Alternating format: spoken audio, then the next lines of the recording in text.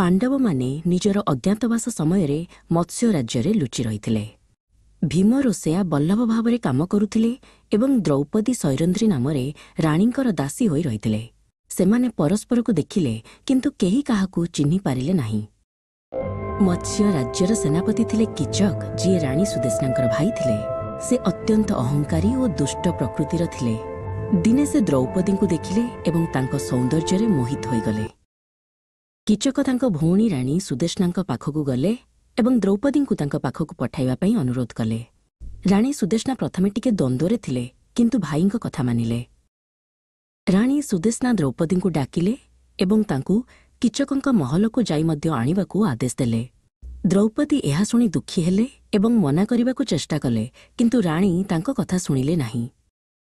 द्रौपदी कीचकंक महलको गले। कीचक तांकू जबरदस्त धरिबाकू चेष्टा कले। द्रौपदी तांको कबळरू खसी पळाइले एवं राजसभा को जाई राजा विराटंकू न्याय मागिले। कीचक राजसभा को आसी द्रौपदी को समस्तंक सामनारे अपमानित कले।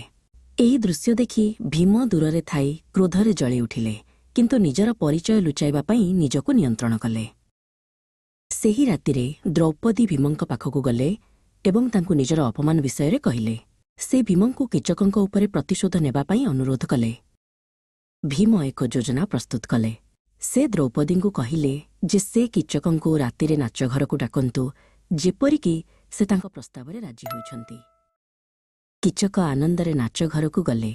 से अंधारे एक छाया देखिले एवं ताहा द्रौपदी बोली भाबी तांकू आलिंगन करबाकू चेष्टा कले किंतु ताहा द्रौपदी नुहे, छद्मवेशरे भीम थिले।